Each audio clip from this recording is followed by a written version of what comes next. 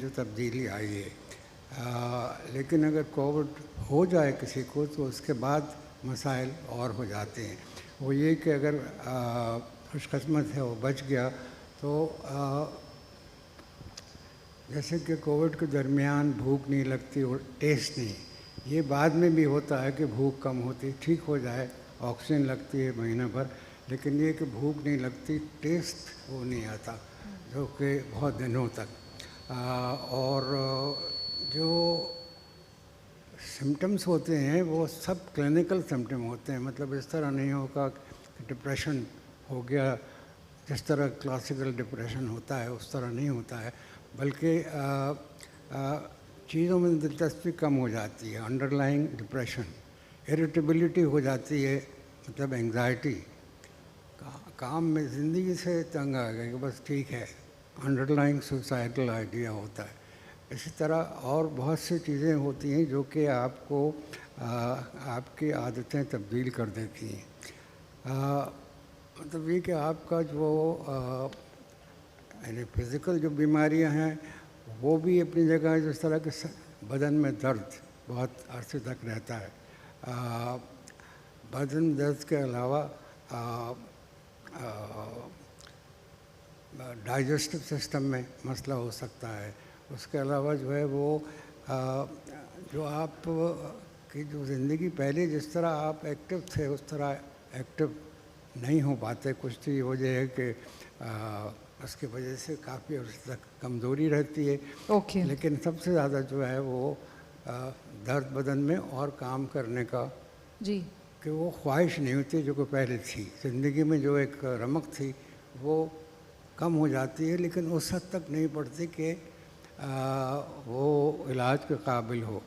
कहने का मकसद ये है कि आदमी के ज़िंदगी के हर शोबे में थोड़ी सी कमी सी हो जाती है, जो कि बहुत सारी चीज़ें अभी तक मालूम नहीं हुई, जो कि मेरा ख्याल है कुछ अर्से बाद मालूम होंगी। लेकिन ये बात सही है कि आपकी सेहत के हवाले से आपका जो रेजिस्टेंस है, आपका जो क़ुव्वत मुदाफ़त है, इम्यूनिटी सिस्टम कमी हो जाती है। इम्यूनिटी सिस्टम जो है वो स्ट्रॉन्ग करने की ज़रूरत है, क्योंकि बहुत सारी बीमारियां जो हैं वो ऑटो इम्यून होती हैं, और अगर आपकी इम्यूनिटी कमज़ोर है तो वो आप पर अटैक करती हैं और आप उसका शिकार हो जाते हैं। कासिम सुमरो साहब, ये बताएं मुझे कि देखिए, मैंने सरकारी नौकरी की है, सरकारी अस्पताल भी देखा है, बेसिक हेल्थ यूनिट भी देखा है, तो मैं बहुत अच्छी तरह से उन सारे एक्सपीरियंस किया हुआ है मैंने। तो देखिए, जनरल परसेप्शन ये है कि सरकारी अस्पतालों में वो सहूलियात नहीं मिलती हैं जो प्राइवेट अस्पतालों में होती है, लेकिन हर कोई ज़ाहिर है कि प्राइवेट क्लिनिक्स अफोर्ड नहीं कर सकता। आप चूँकि हुकूमत सिंध के नुमाइंदे हैं, आप मुझे ये बताइए कि क्या आपके प्लान्स हैं, क्या आप माँ और बच्चे की सेहत के लिए क्या आपने सोचा है और किस तरह उस पर अमल भी कर रहे हैं? बहुत शुक्रिया। सबसे इम्पोर्टेंट पहली बात ये है कि सिंध एज ए प्रोविंस 63% आपकी पॉपुलेशन जो है वो या तो एरिड एरियाज़ हैं या सेमी एरिड एरियाज़ हैं, और उसमें आप प्लस एडिशन कर दें जो आपके स्लम्स हैं, जो पर्टिकुलरली आपके शहरों में रहे, जो शहरों के पास गिरदा या इवन शहरों के अंदर भी बहुत सारी, मिसाल कराची के अंदर आपके पास कोई 93 के करीब स्लम एरियाज़ रजिस्टर्ड हैं जो आपके उस रीजन में आते हैं। अब दीज आर द इश्यूज़ कि जहाँ पर मेडिकल फैसिलिटीज़ का प्रोवाइड होना या डॉक्टर्स का वहाँ जाना या उस सहूलत का होना, ये एक डिफरेंट सब्जेक्ट है। लेकिन उससे ज़्यादा इम्पॉर्टेंट सब्जेक्ट जो आता है वो ओवरऑल एज ए गवर्नेंस के पॉइंट ऑफ व्यू से, it is not only the health department is responsible for all the such mess. जैसे अभी डॉक्टर साहब ने जो साइकोलॉजिकल इम्पैक्ट्स बताए, या मैडम ने जिस तरह से बताया कि इस तरह से मॉर्टेलिटी रेट्स जो हैं वो हमारे कितने हाई हैं, तो उसमें 3-4 चीज़ें हैं जो ज़्यादा अब चूँकि मेरा ताल्लुक़ इंतहाई पसमानदा एरिया से है, थरपारकर यू प्रॉब्ली नो, और सबसे ज़्यादा जो है वो हम मीडिया में क्रिटिसिज्म उसी हमारे थरपारकर की आती है कि जी आज हर रोज़ फिगर बताया जाता है कि जी आज 2 बच्चे, आज 4 बच्चे, आज 6 बच्चे, आज 8 बच्चे। तो सस्टेनेबल लिविंग जो है वो किसी भी सोसाइटी में सबसे इम्पॉर्टेंट, जैसे अब डॉक्टर साहब ने बताया कि जिस तरह से कि जी नफसियाती मसाइल किस तरह से, उसकी सबसे बुनियादी वजह हमारी सस्टेनेबल लिविंग है। अब सस्टेनेबल लिविंग मिसाल जो पसमानदा जितने भी एरियाज़ हैं, अब मैं आपको फिगर वाइज दे सकता हूँ। थरपारकर पूरा डिस्ट्रिक्ट पसमानदा है, आपका उमरकोट का आधा हिस्सा डिस्ट्रिक्ट है जिसकी 6 से 7 आधी पॉपुलेशन आपकी पसमानदा है, वो डेजर्ट पार्ट है। फिर इस तरह से आप सांगा डिस्ट्रिक्ट में चले जाएंगे, उसका अचड़ोथर is one of the worst जो है वो फैसिलिटी वाइज वहाँ रैश लोगों की है, वो सारी रेन प्रसिपिटेशन पे है कि कितनी होती है, उसी पे लिविंग है उनकी। फिर आप उससे आगे चले जाएं नवाबशाह में, वो डेजर्ट का पार्ट आता है। फिर आप उससे आगे चले जाएंगे खैरपुर इज़ ना द डेजर्ट पार्ट, नारा का पूरा बहुत बड़ा डेजर्ट है। फिर आप आगे जाएंगे सखर पन्ने आकिल का बहुत बड़ा डेजर्ट है। फिर उससे आप आगे जाएंगे घोटकी का डेजर्ट है। फिर आप इसी तरह से लाड़काना कंबर शदाद कोट का जो माउंटेनस खीरथर की रेंज है। फिर आप पूरा आधा दादू पूरा खीरथर की रेंज है। फिर जामशोरो डिस्ट्रिक्ट है। फिर आपका coastal belt of the whole Sujawal and थट्टा।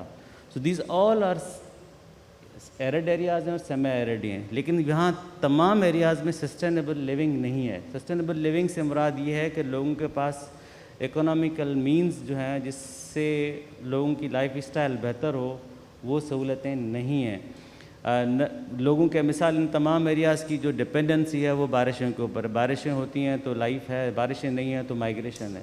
जब माइग्रेशन होती है तो it always creates bad habits, वो अपने साथ बैड हैबिट्स लेके आते हैं। वो बैड हैबिट्स क्या लेके आते हैं कि पहले लोग इस तरह से होता था कि लोग अपना जो बारिशों में जितना होता था उसी पे ज़िंदगी गुजारते थे। अब वो बेच बचा के बहुत सारी और चीज़ें लेते हैं जो उनकी हेल्थ की रिक्वायरमेंट नहीं है।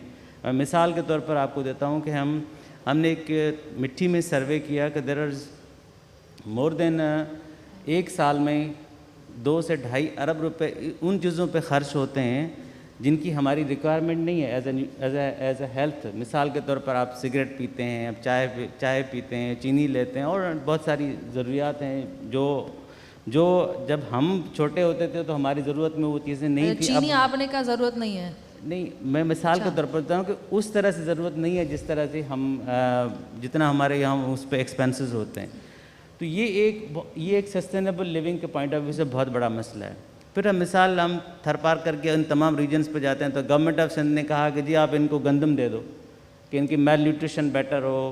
हमने पैसा दे दिया, बिस्प में भी आ गया, बेनज़ीर इनकम सपोर्ट प्रोग्राम, आपने बहुत सारा पैसा उनको दिया। हर ख़ानदान को हर महीने 3,000 रुपये मिलते हैं। अब एहसास प्रोग्राम उसको भी यही सपोर्ट करते हैं।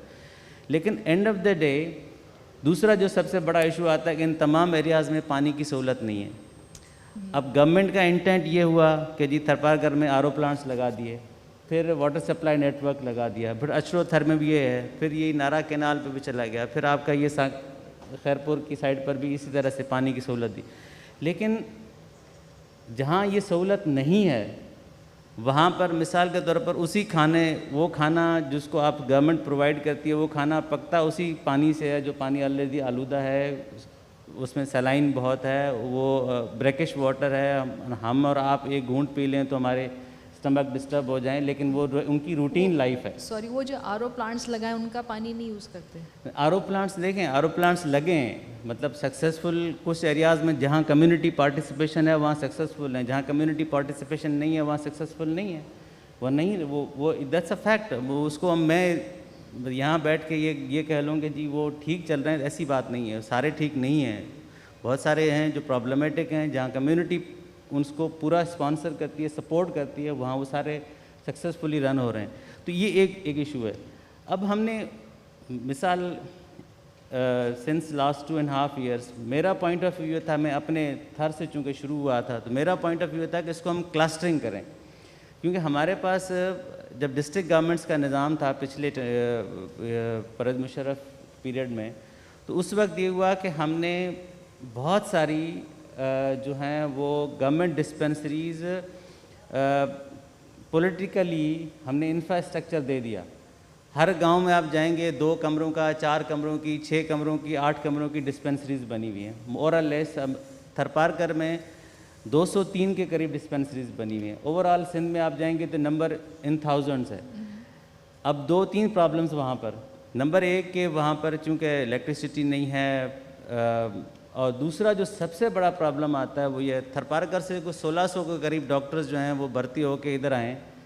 आप यकीन करें कि उसमें से इस वक्त भी इतना अच्छा, हमने उन हार्ड एरियाज़ में आपको ये बताऊं कि अब मिसाल एक 17 इयर्स का डॉक्टर है, डॉक्टर साहबा ने भी सर्व किया है उसी डिपार्टमेंट, 17 ग्रेड का ऑफिसर, उसकी तनख्वाह अगर हम वैसे अगर 80,000 90,000 तनख्वाह है तो हम थरपारकर में उसकी तनख्वाह 1 लाख रुपए हम ज़्यादा देते हैं just to go there and serve there. But somehow the problem is कि डॉक्टर्स वहाँ नहीं जाते और वो तमाम डिस्पेंसरीज के ऊपर जो हैं वो उस तरह से फंक्शनल नहीं है जिस तरह होना चाहिए। So what you are saying is that कि dispensaries तो बना दी हैं but there is no electricity, there is no staff, there is no serving doctor there. अब मैं उसका हमने हल निकाला था, हमने हल उसका ये निकाला था कि उसको हमने क्लस्टर मॉडल किया। क्लस्टर मॉडल से मुराद यह थी कि हम 5-6 डिस्पेंसरी जिसकी एक्सेसिबिलिटी बुनियाद हो। एक्सेसिबिलिटी का बुनियाद ये था कि लोगों की टेंडेंसी होती है कि ये मिसाल थट्टा का जो बंदा है उसको अगर हम कहें कि आप हैदराबाद चले जाओ तो वो उसकी वहाँ एक्सेसिबिलिटी या उसकी टेंडेंसी वहाँ जाने की नहीं है, he will prefer to come to Karachi. तो उसकी हम उस एक्सेसिबिलिटी के मॉडल को मद्देनज़र रखते हैं हमने 6 डिस्पेंसरीज, उस 6 डिस्पेंसरी को हमने इक्विप्ड किया विद सोलर पावर जनरेशन। हमने वहाँ पर एक स्मॉल आरओ प्लांट्स लगाए जहाँ वाटर सप्लाई नेटवर्क पहुँचा हुआ था, तो उनको हमने उस वाटर सप्लाई के साथ कनेक्ट किया। फिर हमने वहाँ पर कम्युनिटी मिडवाइफ्स की ट्रेनिंग करवाई। फिर हमने वहाँ पर लेडी हेल्थ वर्कर्स का एक पूरा प्रोग्राम रखा हर डिस्पेंसरी मॉडल के। हर 6 डिस्पेंसरीज के ऊपर हमने एक डॉक्टर रखा है, उसको हमने एम्बुलेंस दी है ताकि वो उसको रेफ़र, अगर कहीं किसी को प्रॉब्लम ज़्यादा हो जाती है तो। अल्लाह का शुक्र है हम इसमें हमने अभी 10 डिस्पेंसरीज का एक पायलट किया था with the help of UNICEF. अब वो इतना सक्सेसफुल हुआ है कि पिछले 18-19 माह में हमारे पास इस वक्त जो उन डिस्पेंसरीज में जितनी डिलीवरीज हुई हैं वो 6 पाउंड प्लस बच्चे हैं और अच्छी बात है। एंटीनेटल केयर भी है, पोस्टनेटल केयर भी है और हम उसको पूरा सपोर्ट देते हैं। लेडी डॉक्टर है वहाँ पर? अच्छा जी, लेडी डॉक्टर्स हैं वहाँ? यस, लेडी डॉक्टर्स हैं, that's what I am saying. फिर हमने उसको आगे, अब उसको हम आगे कंसीव किया, उसी पायलट को हमने we have converted this with the 1000 days plus programme.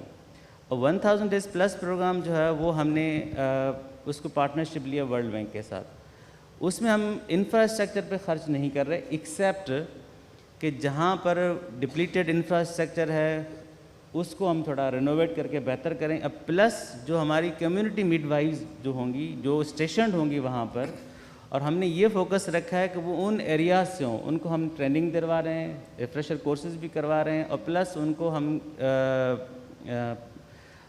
Government उनके अखराजात बर्दाश्त करके उनको हम ये कम्युनिटी मिडवाइफ का कोर्स भी करवा रहे हैं। 2 बातें। फिर उसका हमने वहाँ पर रेजिडेंशियल फैसिलिटी हम बनाएंगे, इसी प्रोजेक्ट का हिस्सा होगी। और फिर उसका जो मकसद होगा वो ये, उसमें इंटरवेंशन हम 3-4 डिपार्टमेंट्स की साथ साथ कर रहे हैं। एक तो हेल्थ फैसिलिटी, मिसाल के तौर पर आपने उनको हेल्थ सर्विसेज देनी है, एंटीनेटल केयर भी है, पर्सनल केयर भी। फिर आपकी इम्यूनाइजेशन जितनी भी है वो वहाँ पर। फिर आपकी फैमिली प्लानिंग वो भी उसी का हिस्सा होगी।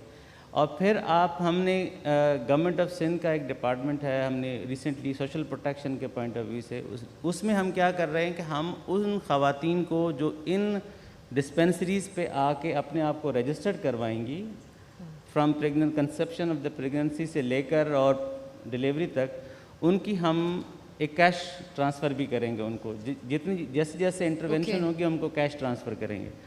और फिर जो अगला उसमें प्लस प्रोग्राम है वो ये है कि हम जैसे ही वो बच्चा या 2.5 साल का होगा तो फिर हम उसकी रजिस्ट्री करेंगे ELC, जो हमारा अर्ली चाइल्डहुड जो प्रोग्राम है वो जहाँ प्राइमरी स्कूल है हम उसमें ये ऑप्ट कर रहे हैं कि हम वहाँ पर ये इस किस्म के हम कमरे अगर बने हुए हैं तो हम उनको अडॉप्ट करें, नहीं बने हुए हैं तो हम बनाएं उस मॉडल के ऊपर कि हम उसको बच्चों को वहाँ रजिस्टर करें ताकि वो स्कूलिंग के लिए प्रिपेयर हो। अच्छा, ये तो बहुत ही अच्छी आपने बात की। हाँ, उससे आगे थोड़ा सा मैं कंप्लीट कर लूँ। उससे आगे ये होगा कि वो जो ख़वातीन हैं उसको हम इंटरवेंशन कर रहे हैं कि जो स्किल डेवलपमेंट के जितने इंस्टीट्यूशन वो हम फिर देखेंगे उस प्राइवेट सेक्टर के लोग, ज़ाहिर है जहाँ उसमें स्किल डेवलपमेंट ये होगी कि आप उन ख़वातीन को हम जो लोकल उनके स्किल, जो इंडिजीनियस उनका जो क्राफ्ट है, उसको वो ट्रेनिंग लें उनसे,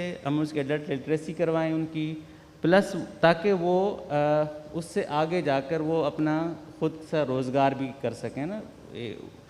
और जो उसमें इससे आगे जो प्लान है वो ये है कि सस्टेनेबल लिविंग का जो मेरा कॉन्सेप्ट है वो ये है कि हम उनको, मिसाल जहाँ एग्रीकल्चर जोन एरियाज़ हैं, अब एरिड एरियाज़ तो हैं ही हैं, लेकिन उसमें एरिड एग्रीकल्चर की हम उन ख़वातीन को, मिसाल जो मॉडर्न एग्रीकल्चर टेक्निक्स हैं जैसे हाई एफिशिएंसी इरिगेशन सिस्टम है, हम उनको वो इंट्रोड्यूस करवाएं। ए बी हमारा ये प्लान है कि हम उन ख़वातीन को किचन गार्डनिंग की तरबियत दें, उनको वो किट्स भी प्रोवाइड करें सो दैट अपने वो सब्जियां और ये सारा उगा सकें।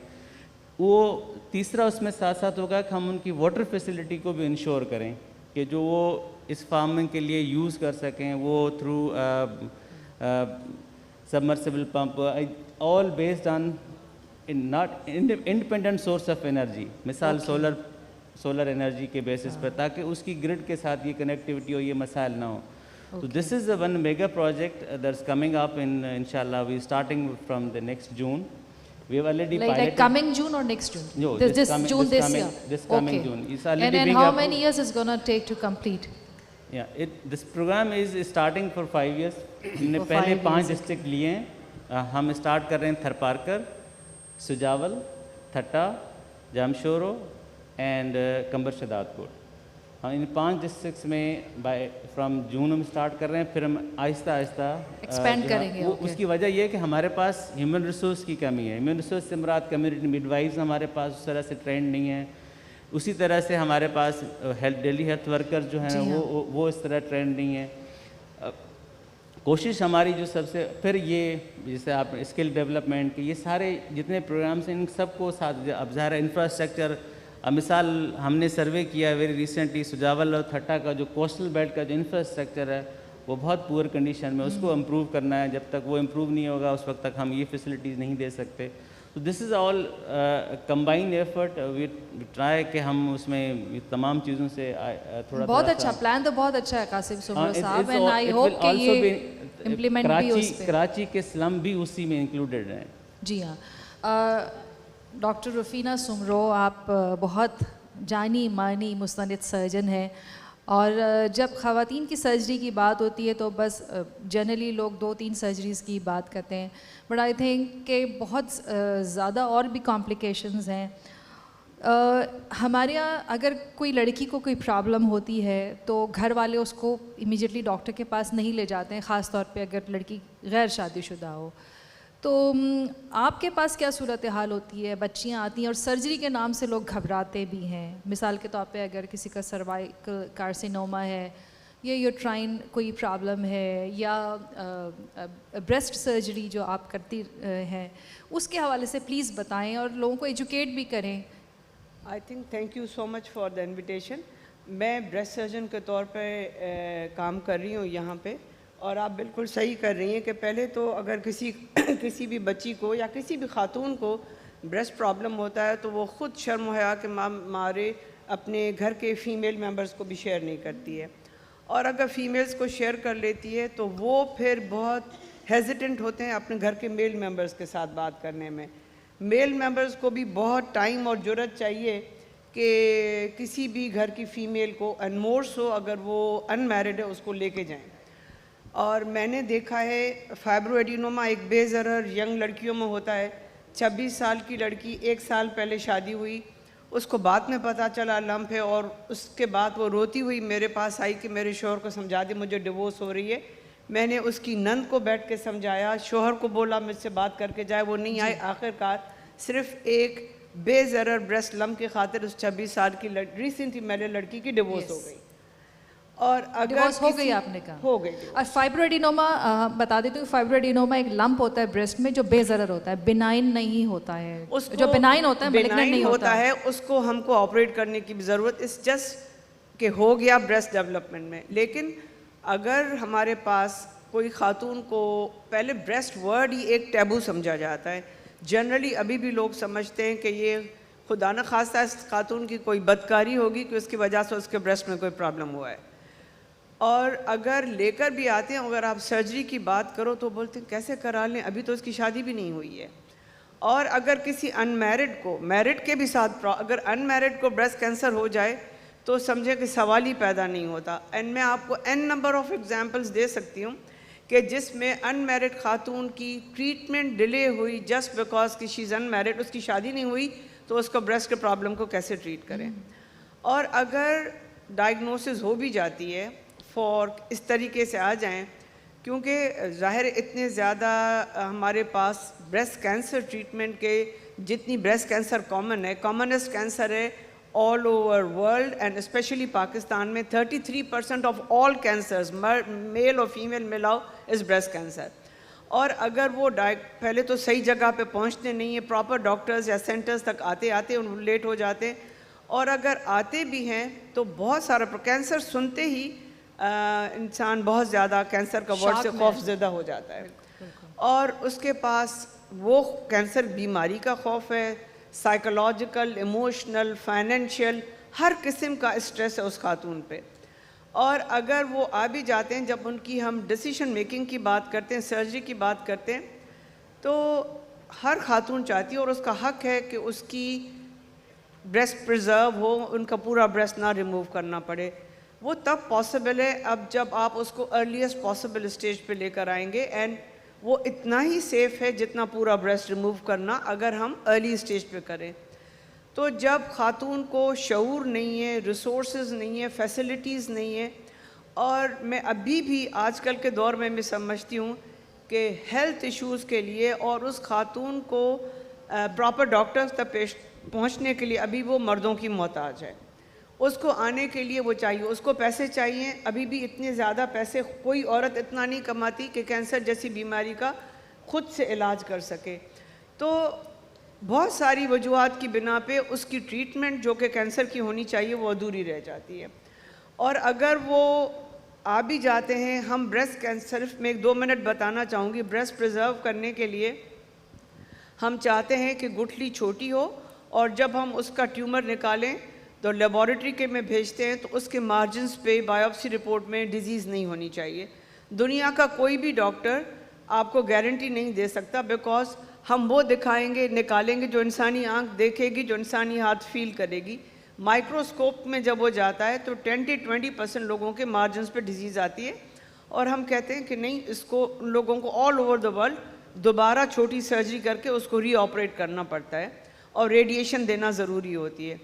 जब हम ये बात करना शुरू करते हैं, सब बोलते हैं नहीं दोबारा छोड़ें, बस ब्रेस्ट निकाल दें, और ये चीज़ मर्दों से प्रेशर ज़्यादा आता है कि बार बार ऑपरेशन के चक्कर में ब्रेस्ट निकाल दो, ज़्यादा ज़रूरी है। और इसके बाद मैंने देखा है अगर हम ब्रेस्ट निकाल भी देते हैं तो ख़ातून का, जब हम ये काउंसिल कर रहे होते हैं डिसीजन मेकिंग में कि breast preservation versus breast removal, तो ख़ातून को अपना फ़ैसला बनाने में अक्सर मर्द हजरात डोमिनेट करते हैं। कई तो अक्सर ये कहते हैं पूछने की भी ज़रूरत नहीं है, बताने की भी ज़रूरत नहीं है, आप ब्रेस्ट रिमूव कर दो। और हम ये कहते हैं हम एथिकली ये नहीं कर सकते कि किसी भी इंसान का, और मोर सो किसी भी औरत का, बॉडी पार्ट निकाल दें बगैर उस खातून का कंसेंट लिए हुए। और अगर हम ये करते हैं और वो खातून मना कर देती है तो वो कहते हैं आपको हमने बोला था, बताने की ज़रूरत नहीं है, बाद में देखा जाएगा।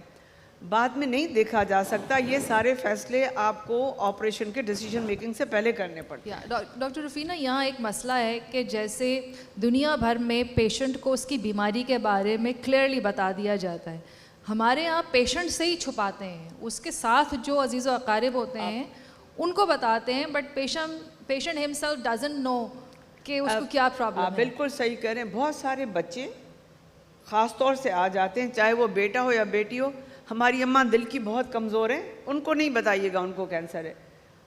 चाहे वो औरत पढ़ी लिखी हो या जाहिल हो, जब वो कैंसर ट्रीटमेंट के लिए कीमोथेरेपी के लिए बैठ रही है और उसके कीमोथेरेपी की वजह से बाल जा रहे हैं, तो कितना भी जाहिल हो कुछ तो समझेगा कि मुझे क्या बीमारी है। तो मेरे ख्याल में उनको कंसेंट होना ज़रूरी है। आप उनको इतना इमोशनली, साइकोलॉजिकली अपनी डे टू डे इश्यूज़ में उनको सपोर्ट करें इस बीमारी से लड़ने के लिए कि वो इससे मुश्किल मूज़ी बीमारी से गुज़र सके। और हमने देखा है, और अपनी प्रैक्टिस में भी और किताबों में स्टैटिस्टिकली प्रूवन है कि जिन ख़वातीन को अपने घर में घर के मेंबर्स से, मोर सो फ्रॉम मेल मेंबर्स और दोस्तों से, हर जगह से, माशरे से सपोर्ट मिलती है, उनके लिए इस बीमारी से लड़ना बहुत आसान हो जाता है। बिल्कुल। और जब वो उनका टाइम गुजर जाता है और जब रिफ्लेक्ट बैक भी करते हैं तो वो यही बोलते हैं कि नहीं, मेरे लिए तो जब मुझे तकलीफ़ होती थी मैं फ़लानी दोस्त को, बहन को, माँ को फ़ोन कर दी थी। ऑन द कॉन्ट्ररी मैंने डिवोर्सेस देखी हैं, बहुत लव मैरिजेस हुई थी, खातून को लेकर आ गए, इतनी मुश्किलों से शादी हुई और अब अगर सर्जरी हो गई तो खातून ने बोला नहीं, मेरे हस्बैंड दूसरी शादी पे, मेरी प्लास्टिक सर्जरी कर दो, ये कर दो। दूसरी शादी हो गई, तीसरी शादी हो गई, लेकिन हमने देखी कि वो जो सारी चाहत की शादियाँ थी वो सब डिवोर्सेस में तब्दील हो गई। बिल्कुल। डॉक्टर हुजूरा, मुझे प्लीज़ ये बताएं, इनफर्टिलिटी एक बहुत बड़ा इशू है और ज़्यादा जो है वो अगर शादी के 2 साल बाद तक अगर आप नहीं किसी का बच्चा होता तो कहते हैं कि जी औरत को ही ज़्यादा कसूरवार ठहराते हैं यूजुअली, उमूमन, और मर्दों का टेस्ट नहीं होता, हालांकि मर्दों का टेस्ट आसान है औरतों के हिसाब से। ये प्लीज़ मुझे थोड़ा सा बताएं। वेलकम डॉक्टर शेरशाह के डॉक्टर शेरशाह ने हमें ज्वाइन किया है, हमारे मुल्क के बहुत माया नाइस गायनेकोलॉजिस्ट हैं, तो उस हवाले से आप बताएं। माइक में बोलिएगा प्लीज़। ये इनफर्टिलिटी माइक रेट में हमारे यहाँ बहुत ज़्यादा है। 18 to 20% of couple are suffering from infertility और उनमें से 45% कपल्स में जो रीज़न होता है वो मेल इनफर्टिलिटी होती है। लेकिन हमारे कल्चरल जो नॉर्म्स हैं उसमें मर्द की इनफर्टिलिटी को छुपाया जाता है क्योंकि उसको परमिशन है कि एट ए टाइम 2 या 3 शादियां करे और एक से बच्चा नहीं हो रहा है तो दूसरी से हो सकता है। और तीसरा कि उनकी खुद लड़कियों की माएँ कहती हैं कि हाँ करने दो, बच्चा नहीं हुआ है, अल्लाह बढ़ाए, हो सकता है हो जाए। लेकिन जब आजकल साइंस इतनी एडवांस हो गई है और अल्लाह की तरफ से ही हुई है कि पता है कि कौन कौन से रीज़न्स हो सकते हैं, तो उनमें अगर 40 to 45% मेल्स हैं तो उनका पहले इलाज करवाना चाहिए। और मेरी गुजारिश है कि यहाँ पर क्या होता है कि मेजॉरिटी में कपल्स जो हैं इवन पढ़े लिखे होते हैं, वेल अफोर्डिंग होते हैं, तब भी पूरी इन्वेस्टिगेशन के लिए राज़ी नहीं होते और कहते हैं कि पहले इलाज दो और इन्वेस्टिगेशन बाद में करवाएंगे। तो धक्के पर हमारी जो डॉक्टर साहिबान हैं जो जीपीज़ के तौर पर काम कर रही हैं या इवन अच्छी डॉक्टर्स भी उनके टेस्ट करवाने से पहले ही वो उनकी इलाज शुरू कर देती हैं। धक्के पर पता नहीं कि नुक्स कहाँ है और इलाज किसका हो रहा है। तो मैं इस प्लेटफार्म से रिक्वेस्ट करूँगी कि हमारे लोगों को अवेयरनेस होनी चाहिए अपने हेल्थ की, क्योंकि बॉडी जो है और जो खर्चा है वो उस कपल का है और उस पर doctors without giving awareness and without agreement उनके प्रेशर में आकर और वो इलाज ना करें। और जी, डॉक्टर से तो इलाज फिर भी, लेकिन ये जो अपने तौर पे जो हो जाता है देसी टोट के, वो भी जो है that's not good for health. यहाँ पर ऑलमोस्ट पढ़े लिखे लोग भी पहले तो स्टार्ट देसी टोटकों से करेंगे, फिर दवा से करेंगे और जब उन चीज़ों से नहीं होगा तब जाकर एग्री होते हैं कि हाँ अल्लाह ने ये तरीके खलके हैं और फिर आते हैं। लेकिन डे बाय डे अवेयरनेस हो रही है और लोग आ रहे हैं इनफर्टिलिटी का इलाज करने के लिए। जी डॉक्टर हारून, ये बताइएगा और मुझे ये भी बताइएगा। ये मैं 2 बातें कहना चाहता हूँ। वो ये कि एक तो आम तौर पर ख़वातीन के मुकाबले में मर्द जो है वो जल्दी बीमार होते हैं तो डॉक्टर के पास जाते हैं। ख़वातीन जो है वो बहुत देर में जाती हैं। वो इसलिए है कि वो उन्हें जो काम करना होता है, काम पे जाना होता है इसलिए। और दूसरी बात ये है कि हमारे मुल्क में, इंग्लैंड में ख़वातीन के लिए अलग अस्पताल है, हमारे यहाँ ख़वातीन के लिए अलग अस्पताल नहीं है कोई। वो कि 50% हैं और उनको बीमारियां भी ज़्यादा हैं। तीसरी बात ये है कि बच्चों के लिए सिर्फ 2 अस्पताल हैं, एक यहाँ एक लाहौर में। लेकिन अहम बात जो मैं कहना चाहता हूँ वो ये कि आजकल ख़ास तरीके से थर में सुसाइड रेट ख़वातीन में बहुत ज़्यादा है, जिसके लिए हम लोग गए भी थे और मेंटल हेल्थ के कुछ लोग गए हैं वहाँ और डिस्ट्रिक्ट मजिस्ट्रेट वगैरह से बात हुई है, लेकिन इस पर काम करना ज़रूरी है इसलिए कि स्ट्रेस की वजह से लोग they are pushed into this, और इस पर ज़रा गौर करना चाहिए कि कैसे इसको रोका जा सकता है। बिल्कुल। इनफर्टिलिटी के हवाले से मैं आपके माइक में एडिशन बात करती कीजिएगा डॉक्टर चलूं हुजूरा प्लीज़। कि इनफर्टिलिटी के लिए मेल बहुत कम आते हैं, फीमेल्स पहले आती हैं डायग्नोसिस और इलाज के लिए। वो उसमें भी हमारे कल्चर का हिस्सा है कि हमारे यहाँ अगर कोई लड़का बता दे कि मुझे बच्चा नहीं हो रहा और मेरी सीमन में प्रॉब्लम है या मुझ में प्रॉब्लम है, तो उसके अपने करीब वाले ही उसके दोस्त जो है उनका मजाक उड़ाने लग देंगे, तुम नाम मर्द हो और ये है। तो उस वजह से वो शर्म के मारे नहीं बता पाते। औरत कम से कम अपनी माँ को, अपनी दोस्त को, किसी न किसी को बता देती है, लेकिन मर्दों के लिए ये प्रॉब्लम है कि वो डिप्रेशन में चले जाते हैं। हमारे पास कई मर्द आते हैं जिनका ओनली रीज़न कि बच्चा नहीं हुआ और उसको पता चल गया है कि उसका उसमें ही कोई प्रॉब्लम है, तो वो डिप्रेशन में चले जाते हैं और फिर काम से नुकसान पहुँचने लगता है। बिल्कुल। डॉक्टर शेरशाह, थोड़ी सी हम बात करेंगे साइकोसोमैटिक डिजीज़ के हवाले से जो ज़्यादा ख़वातीन में ही होती हैं, और जिन ख़वातीन की देर से शादी होती है या नहीं होती है, या जो ऐसी सर्जरी से गुज़रती है जिसमें स्टेरेक्टोमी हो गई है या ब्रेस्ट रिमूवल हो गया है, उनमें ये चीज़ें देखने में आती हैं। उसके बारे में आप हमें कुछ बताएंगे? बहुत शुक्रिया। पहले तो मैं माज़रत चाहता हूँ, बहुत देर से आया हूँ, लेकिन ये आपने कैसे कह दिया, हारून साहब ज़्यादा बेहतर तरीके से बता सकेंगे कि साइकोसोमेटिक डिजीज़ ख़वातीन को ज़्यादा होती है। ये मेरी समझ से ज़रा बाहर है। बीमारियां तो मर्द औरतों को दोनों को ही होती हैं। ये अलग बात है कि औरत के किसी छोटे मसले को बहुत बड़ा मसला बना दिया जाता है, और पागल मर्द भी यहाँ बहुत बड़ा आदमी कहलाता है, और बहुत से पागल घूम रहे हैं ऐसे जो बड़े आदमी कहलाते हैं, आपको पता ही है, बल्कि मुल्क चलाने वालों में शामिल होते हैं वो तो मेरा नहीं ख्याल है कि औरतों में साइकोसोमेटिक डिजीज़ ज़्यादा होती है। औरतें डेफिनेटली ज़्यादा सेंसिटिव होती हैं। औरतों पे समाज ने बोझ बहुत सा डाला हुआ है। अब डॉक्टर साहब ने कहा कि औरतें इनफर्टिलिटी की ट्रीटमेंट के लिए आती हैं। औरतें इनफर्टिलिटी की ट्रीटमेंट के लिए तो आती हैं, लेकिन बेसिकली वो लड़का पैदा करने के लिए आती हैं। कितनी औरतें आती हैं, उनके 6-7 लड़कियाँ होती हैं, लेकिन वो चली आ रही हैं ट्रीटमेंट के लिए। तो जो समाज का प्रेशर औरतों पर है वो बहुत ज़्यादा है, और उसकी वजह से ये सारे मसाइल होते हैं, और उसको ज़्यादा हवा बनाया जाता है। मिसाल के तौर पर एक औरत को, एक मर्द को दूसरी तीसरी शादी करनी है तो पहला तो यही होता है, यार हमारी बीवी पागल है, हम क्या करें, मजबूरी हो गई, अब शादी तो करनी पड़ेगा। और दूसरे लोग भी कहते हैं हाँ भाई आपकी बीवी तो ज़रा सा टेढ़ी है, आप तो डिज़र्व करते हैं, देखें ना आपको तो मज़हब ने भी अलाउ किया हुआ है, आप दूसरी शादी कर लें, इसीलिए तो अलाउ किया हुआ है। तो ये मसले हैं। मैं इस बात से एग्री नहीं करता हूँ। सर आप ज़्यादा बेहतर तरीके से बता सकेंगे कि साइकोसोमेटिक डिजीज़ औरतों में ज़्यादा होता है।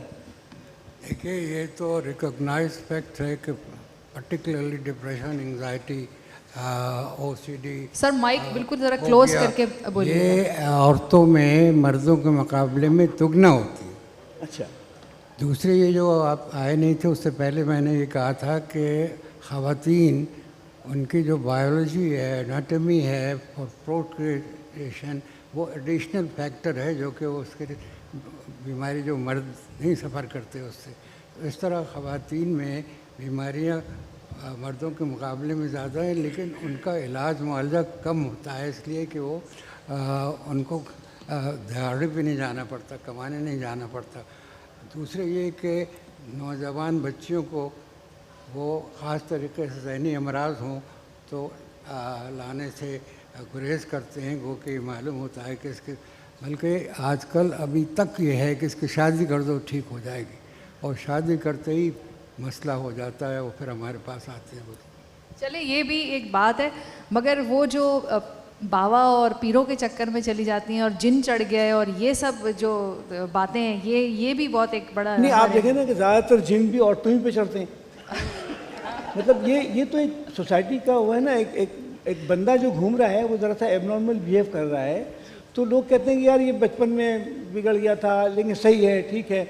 लेकिन औरतों को तो फ़ौरन डिक्लेयर कर दिया जाता है ना कि इनको कोई मसला है। पता नहीं, मेरा तजुर्बा तो इसी तरह का है, क्योंकि मेरी तो सारी मरीज़ हैं ही औरतें, सिवाय 2-3 % मर्द के जो आते हैं इनफर्टिलिटी के इलाज के लिए, तो मुझे तो लगता है कि उनको डिक्लेयर उनको ज़्यादा कर दिया जाता है। फिर समाज का जो प्रेशर है ना बहुत डिफरेंट है औरतों के ऊपर, बहुत अच्छा, ये बहुत ज़्यादा। एक प्रेशर और भी है कि जैसे अंडर एज मैरिजेज़ हैं या इवन टीन एज की जो मैरिजेज़ हैं, और उसमें फिर अगर लड़की को प्रेगनेंसी हो जाती है तो उसकी बॉडी इतनी नहीं स्ट्रांग होती कि वो सारे प्रोसेस से गुजर सके, स्पेशली डिलीवरी और पोस्ट डिलीवरी केयर। उस हवाले से प्लीज़ बताएं हमें डॉक्टर शेरशाह। देखिए, कॉम्प्लिकेशंस। सिंध में तो एक अच्छा कानून बना है कि 18 साल की लड़की को शादी की इजाज़त है। कानून अपनी जगह पर है, लेकिन कानून पे अमल बहुत कम होता है। 12, 13, 14 साल की लड़कियों की शादी हो जाती है। हमारे स्कूल ऑफ मिडवाइफरी में बहुत सी लड़कियां इंटीरियर सिंध से आती हैं पढ़ने के लिए, जिनकी शादी 12-13 साल में हो चुकी होती है और बड़ी जद्दोजहद करके आती हैं। तो वो कानून बहुत अच्छा था, बनाया गया था। मेरी ख्वाहिश है कि इस कानून पे अमल भी हो और पूरे मुल्क में इस कानून पे अमल होना चाहिए। और सिर्फ टीन एज शादी की बात भी नहीं है। और हमारे देखिए ना, जो सबसे बड़ा मसला है मैटरनल डेथ से लेकर के फिस्टुला तक, यानी मैटरनल डेथ से लेकर औरतों की मॉर्बिडिटी तक, सबसे बड़ा मसला जो है वो ये है कि उनमें औरतों में ज़्यादा पॉवर्टी है, औरतों में ज़्यादा इलिटरेसी है। सिर्फ 37% औरतें पाकिस्तान की लड़कियां स्कूल जाती हैं। इससे ज़्यादा शर्मनाक बात और कोई हो ही नहीं सकती है कि वैसे ही तालीम कम है और ऊपर से औरतें 37% जाती हैं। फिर उनमें उनको ही हर चीज़ पे इल्ज़ाम दिया जाता है। अब जहाँ तक तालीम का ताल्लुक़ है, तालीम औरत को इतना ज़्यादा एम्पावर कर देती है। मैं छोटी सी एग्जांपल देता हूँ कि मैं बहुत छोटी तालीमी सरगर्मियों में इन्वॉल्व हूँ। हर साल तकरीबन 200 के करीब मिडवाइफ हमारे पास ट्रेन होकर जाती हैं। ये मिडवाइफ लड़कियाँ आती हैं हमारे पास, उनको बात करनी नहीं आती है, वो आँख उठा के बात नहीं कर सकती हैं, यूँ सर झुका के बात करती हैं। 3 महीने के अंदर उनकी हालत ये हो जाती है कि वो आँख मिला के बात करती हैं, गुड मॉर्निंग, नमस्ते, अस्सलाम वालेकुम बोलती हैं और आपसे सवाल करती हैं। तो वो नज़र आता है कि तालीम इनको कितना पावरफुल बना देता है। तो मेरे ख़्याल में अगर किसी भी हुकूमत को औरतों की सेहत से दिलचस्पी है तो उनको पहला काम ये करना चाहिए कि औरतों की तालीम मर्दों से ज़्यादा कंपलसरी की जाए, उनके लिए ज़्यादा सहूलतें प्रोवाइड की जाएँ, उनके लिए बसें चलाई जाएँ, सब कुछ उनके लिए किया जाए। क्योंकि हम ये देखते हैं कि हमारे पास जो लड़की मिडवाइफ बन के जाती है और उसको PPHI में या किसी जगह पर 18,000 20,000 की नौकरी मिल जाती है, तो वो अपने से छोटे भाई बहनों को ऊपर खींच लेती है। बड़ा भाई तो गुटके ही खाता रहता है, उसको नहीं संभाल सकती। वो यही कहता है कि तुमने गलत कर दिया, तुम घर से निकल गई, तुम कराची पढ़ने चली गई, लेकिन वो छोटे भाई बहनों को पढ़ा डालती है। तो और हमने दुनिया में यही देखा है, जितने भी ये सोशलिस्ट ममालिक हैं उनमें देखें आपके औरतों की तालीम ने कितना मिरेकल लाया है। लेकिन जिस मुल्क में पूरा समाज औरतों के ख़िलाफ़ हो, मौलवी हजरात से लेकर के बड़े बड़े सियासतदान तक, उनका बस चले तो औरतों को तो हर तरफ कैद करके रखें, तो उसमें औरतों की तालीम कितनी मुश्किल बात है।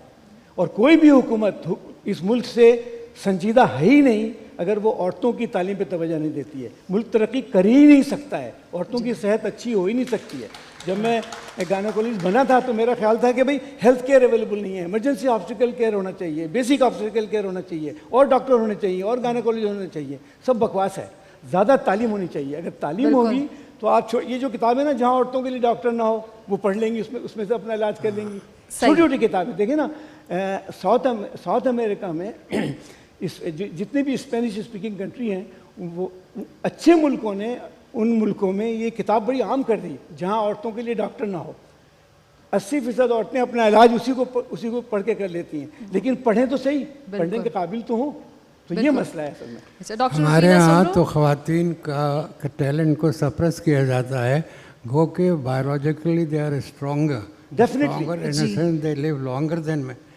Secondly, that they have more talent if they are given some role to play. जैसा आपने कहा कि अगर तालीम थोड़ी सी भी अगर इट इज़ फैक्ट 4 जमात तक जो बच्चे तालीम हासिल करते हैं उनके बच्चे जो है ज़्यादा सेहतमंद होते हैं। So we'll have a quick round because we just have 5 minutes. आखिरी बात छोटी सी कि औरतों से एक बड़ी शिकायत भी मुझे यही है कि औरतें जो है ना अपने बेटों के लिए लड़ती हैं, अपने भाई के लिए लड़ती हैं, अपने शौहर के लिए लड़ती हैं, अपने बाप के लिए लड़ती हैं, अपने लिए लड़ती हैं, आखिर में आती हैं। और जब आती हैं मार्च, अपने औरत मार्च करने के लिए, तो सारे मर्द अजीब अजीब टेलीविज़न पे आके बकवास शुरू कर देते हैं, ये बाहर निकल आई है, ऐसे कर रही है, वैसे कर रही है। तो औरतों से ये शिकायत है कि उनको सबसे पहले अपने लिए लड़ना चाहिए okay. कि हमारा ये काम है, हमारा ये। हम जरा कंक्लूड करेंगे सेशन जल्दी से, विजय साहब 5 मिनट्स। डॉक्टर रुफीना, मुझे ये बताएं किस एज में जो है वो मैमोग्राम कराना चाहिए लड़कियों को? क्विकली आप बता दें कि इससे पेशतर क्यों उन्हें सर्जरी की है, किसी चीज़ की ज़रूरत पड़े? आई थिंक हर एक को अपना एग्जामिनेशन 18 साल से शुरू कर देना चाहिए, खुद सेल्फ एग्जामिनेशन। और ये इम्पॉर्टेंट चीज़ है क्योंकि हम इतनी नॉलेज नहीं होती, हम देखते इतनी बड़ी बड़ी गुठलियाँ कब पता चली, कल पता चली, बिकॉज ब्रेस्ट कैंसर शुरू में जो है वो इब्तदाई मराइल में पेनलेस होता है तो पता नहीं होता। मैमोग्राम 40 साल के बाद कराना चाहिए, हर 2 साल पे कराना चाहिए और 50 साल के बाद सालाना कराना चाहिए। अपने आप को देखें। और ब्रेस्ट सेल्फ एग्जामिनेशन मैं तो जहाँ भी अवेयरनेस टॉक के लिए जाती हूँ, मैं मर्दों से भी रिक्वेस्ट करती हूँ कि वो भी अटेंड करें ताकि अपने घर की ख़वातीन को कुछ शऊर दें। और अगर कोई शको शुबा थोड़ा सा भी हो, प्लीज़ डॉक्टर से रुजू करें, ताकि जितना जल्दी इसको डायग्नोज करेंगे उतना जल्दी इसको ट्रीट कर सकेंगे। कासिम सुमरो साहब, मैं आप पे वाइंड अप करूंगी, लेकिन उससे पहले मैं डॉक्टर हुजूरा से थोड़ी सी बात करूंगी। डॉक्टर हुजूरा, मेरी आपसे डिस्कशन हुई थी तो आपने 2 चीज़ों की तरफ निशानदेही की थी। एक, आपने कहा था कि हमारी लड़कियों पे जो बाहर जॉब करती हैं, ये जो पढ़ने जाती हैं, तो उन पर एक प्रेशर भी होता है और अक्सर वो ब्लैकमेलिंग में आ जाती हैं और फिर उनसे कुछ ऐसे गलतियां सरजद हो जाती हैं कि जिनकी पादाश वो उम्र भर भुगतती रहती हैं। वो थोड़ा सा बताएं, लड़कियां अपने आप को कैसे सेव करें और इस माशरे से कैसे बचें? असल में माइक में बोलिएगा प्लीज़। लड़कियां आजकल रिलेटिव एजुकेशन बढ़ी है और हमारी बच्चियां बाहर निकल रही हैं, पढ़ रही हैं, लेकिन उनके भी अपने प्रेशर्स होते हैं। आजकल इंटरनेट का और इलेक्ट्रॉनिक कम्युनिकेशन का माहौल आ गया है, तो जो लड़कियां कॉलेज या स्कूल जाती हैं तो लड़के उनको इंटरनेट पर मैसेजेस करके और ब्लैकमेल करते हैं। तो यहाँ पर हमारे पेरेंट्स का काम होना चाहिए कि वो अपने बच्चों के साथ फ्रेंडशिप रखें और उनको सिर्फ अपनी बेटी न समझें। मैं एज अ क्लिनिशियन मैंने कई केसेस देखे हैं जिनमें होता क्या है कि लड़की के साथ अगर कोई लड़का फ्लर्ट कर रहा है या ब्लैकमेल कर रहा है तो वो डर के मारे अपने घर में अपनी माँ या किसी को नहीं बता सकती कि मैं हो सकता है बताऊं तो मेरी एजुकेशन ही बंद कर दें, तो फिर वो उनके हाथों में ब्लैकमेल होती रहती है। और इस तरह से यहाँ तक होता है कि कई लड़कियाँ तो जब प्रेग्नेंट हो जाती हैं तो अबॉर्शन कराती हैं। जैसे अभी रिसेंटली उसमें भी आया था कि अखबार में कि पंजाब में एक लड़की थी, वो एजुकेशन की फ़ीस लेकर चली गई और उसकी डेड बॉडी मिली थी। और ये डेड बॉडीज जो मिल रही हैं तो वो उनमें एक हिस्सा अनवांटेड प्रेगनेंसीज का और उनके अबॉर्शंस का है। इवन तो हम मुस्लिम हैं लेकिन हमारे इस मुल्क में भी ये चीज़ें हो रही हैं जो अंडर कवर हैं और नज़र नहीं आती हैं। तो इस जगह पर पेरेंट्स का फ़र्ज़ बनता है कि बच्चों को सिर्फ पैसे या एजुकेशन की परमिशन न, लेकिन उसको फ्रेंड समझकर उनका हमदर्द बने और उनको सपोर्ट करें। तो जो मसले हो रहे हैं वो उनको आकर बताएं। ठीक है। लास्टली कासिम सुमरो साहब, आप पार्लियामानी सेक्रेटरी हैं और हमारा टाइम भी अब ख़त्म हो गया। जल्दी से बता दें कि कोविड की वैक्सीन जो है ये सेफ़ है, लगवा ले ख़वातीन बच्चे ख़ास तौर पे? जी बिल्कुल सेफ़ है। अभी तक तो हमें सच कोई इस तरह की किसी किस्म की कोई प्रॉब्लम नहीं आई है, बल्कि मैं तो आई वुड लाइक कि आपके इसके आपने चूँकि मास्क लगाया तो आपको थोड़ा ज़ोर से बोलना पड़ेगा ताकि माइक पे आपकी आवाज़ जाए। आपके इस प्रोग्राम के तवसत से मैं तो सब तमाम पाकिस्तानियों को ये कहूँगा कि ये वैक्सीन लगवानी चाहिए और जब तक हम वैक्सीन नहीं लगवाएंगे हम इसी प्रॉब्लम में रहेंगे।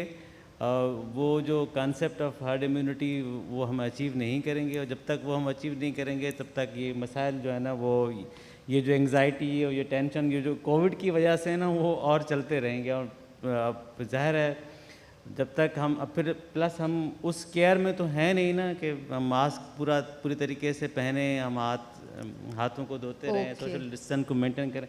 अनफॉर्चुनेट ये है कि हमने जो अभी तक कैंपेन डॉक्टर्स के लिए लगाई उसमें डॉक्टर्स भी वैक्सीन नहीं लगवा रहे। So I plead to everybody, please get yourself vaccinated.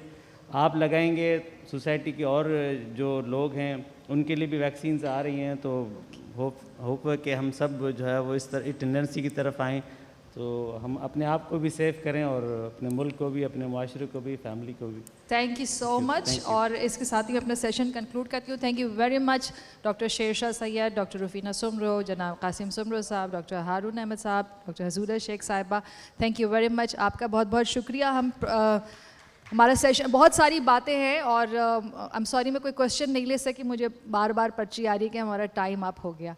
तो अच्छा, अगर कोई क्वेश्चन है तो क्विकली कर लें प्लीज़।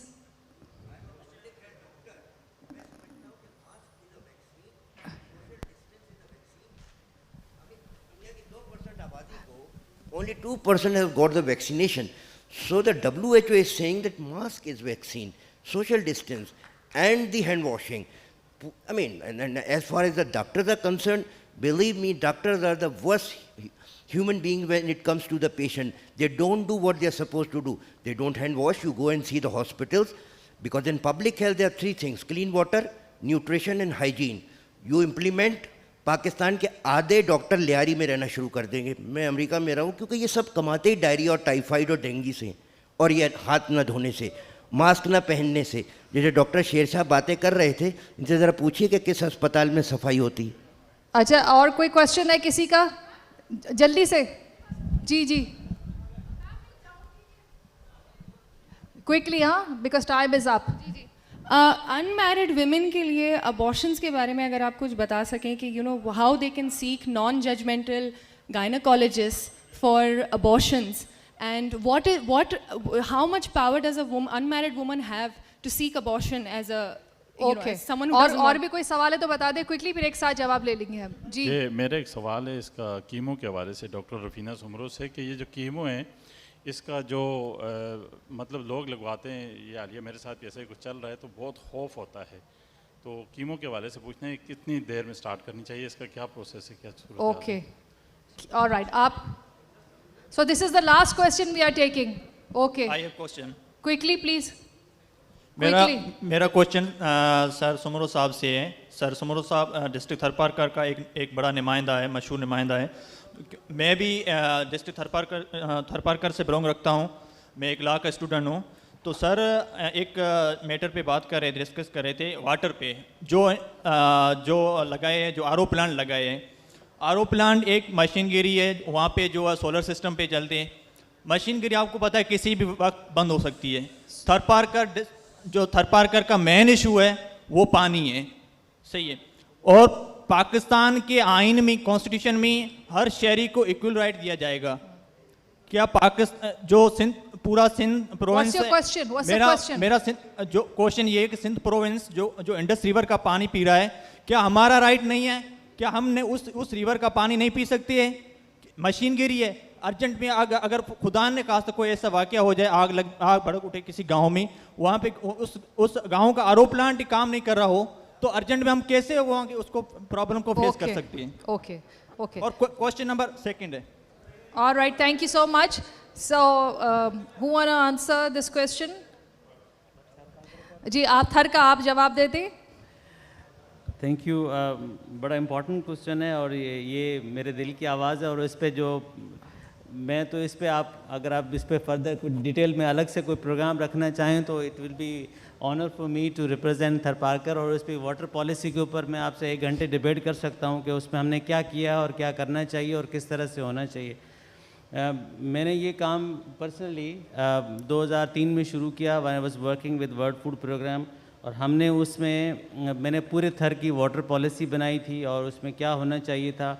और मेरी पॉलिसी में आरओ प्लांट्स नहीं थे, it was intent by the government of Sindh ने ये इंटेंट लिया। उनकी इंटेंट अच्छी थी कि चलो पानी के मसले को किसी न किसी हल होना चाहिए। लेकिन मेरी सजेशन में ये था कि रिवर इंडस का जितना पानी है उसको हम 2-3 पॉइंट्स हैं जहाँ पर स्टोर करें और फिर उनको वाटर सप्लाई नेटवर्क के थ्रू हर गाँव में पहुँचाएँ।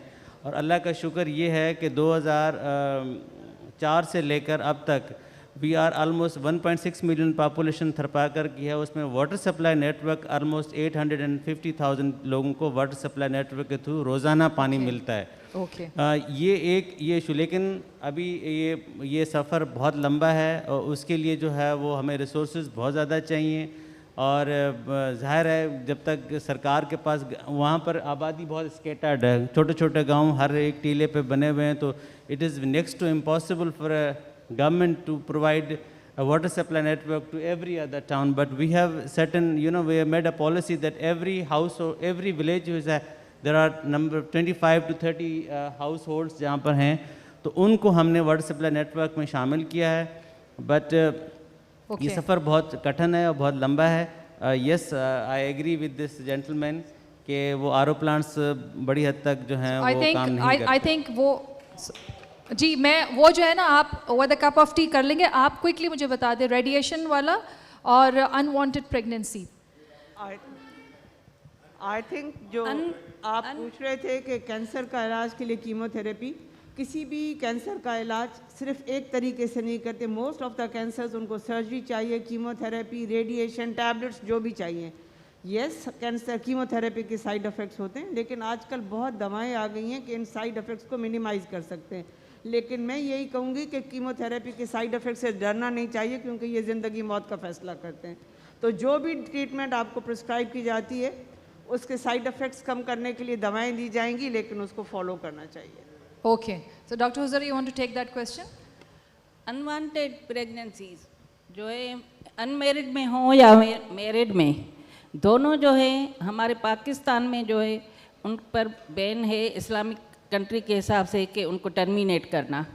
तो उसके लिए मेरी गुजारिश है, तो हम लोग सिर्फ एंड जो है टर्मिनेशन पर क्यों जा रहे हैं, पहले ही हम अपने बच्चों को, अपनी बेटियों को और अपने इर्द गिर्द जो भी बच्चियाँ हैं उनको अवेयर करें, एजुकेट कर, तो how to live in this country, how to live and cope with the males during job, during education. और अपना after all in unwanted pregnancies की जो परकशंस आती हैं वो फीमेल पर ही आ रही हैं। वो प्रोसीजर करवाते मर जाती हैं, ऐसे ही अनट्रेंड अनस्किल्ड दाइयों से जाकर करवाती हैं, तो उनको इन्फेक्शंस होते हैं जिसके नतीजे में इनफर्टिलिटी फॉरएवर हो सकती है। और उसके लिए ये हल हमें नहीं निकालना चाहिए कि कैसे अबार्शन करें, लेकिन अगर वो हो रही हैं तो मेरी रिक्वेस्ट है कि वो कोशिश करके स्किल्ड डॉक्टर्स के पास जाएं कि जैसे उनकी हेल्थ और मॉर्बिडिटी को जो वहाँ से नुकसान होता है कम से कम उनसे बचा जाए। और ये एक खुद औरत पर पूरी लाइफ के लिए एक